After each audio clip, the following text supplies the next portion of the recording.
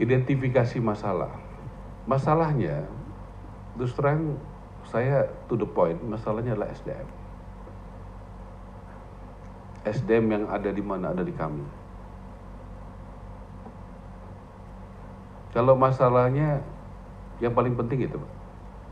Kemudian skema pembiayaan masih terbatas, ya, belum terkonsolidasi lahan-lahan dan perumahan secara optimal.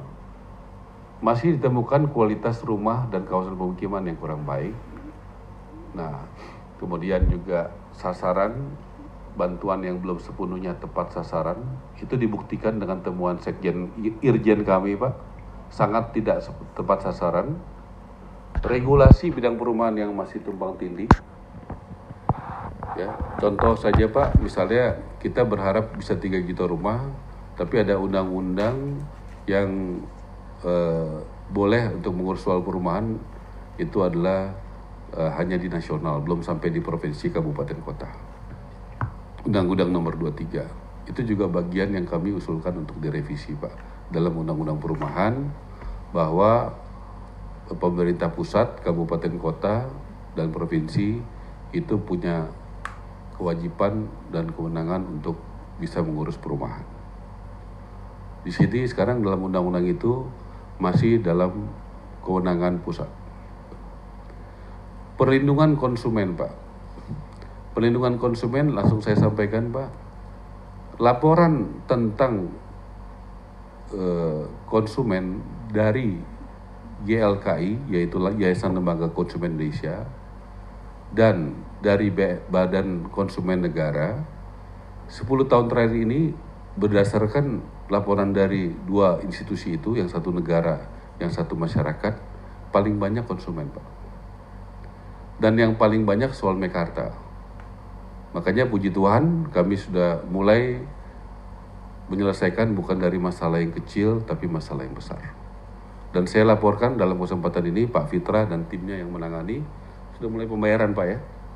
Sudah mulai pembayaran, kalau nggak salah itu banyak orang yang sudah lunas tahun 2018 Pak Ketua. Tapi dalam seminggu 2 minggu ini sudah kami panggil Mekarta, sudah mulai ada pembayaran. Karena kami bertemu dengan ratusan orang yang sangat sedih ya dan pahit hidupnya karena sudah bayar lunas tetapi tidak dapat rumahnya. Kemudian penegakan hukum yang tidak konsisten dan kurang efektif. Tadi saya sudah sampaikan bahwa kami Irjen kami dari Kejaksaan Agung, Inspektorat kami dari KPK, dari Kepolisian dan BPKP. Tidak ada yang dari dalam Pak Ketua. Supaya apa?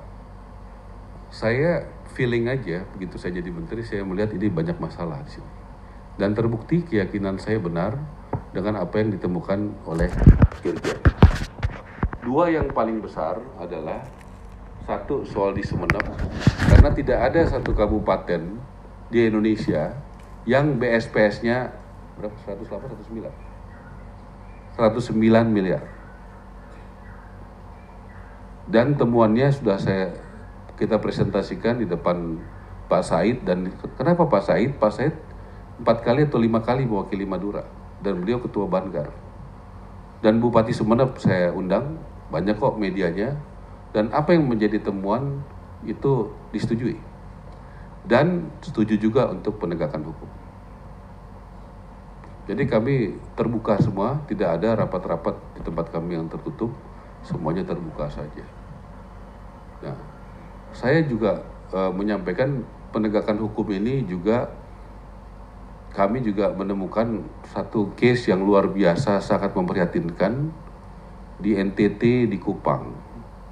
Itu saya langsung sampaikan saja Pak ya, konkret 2 saja saya sampaikan, soal bagaimana ada 2.100 rumah buat ex-pejuang Timur Timur di Kupang yang dibangun oleh 3 BUMN, ya, sudah selesai, belum digunakan, dan kondisinya rusak, banyak yang rusak dan sangat memprihatinkan. Dan saya sudah panggil BUMN, Wamennya, dan BUMN-nya, dan mereka mengakui bahwa itu terjadi. Dan saya sudah serahkan kejaksaan sudah. Sudah dikasih Pak Irjen? Ke Kejaksaan Tinggi ya? Proses. Ya, Kejaksaan Tinggi NTT.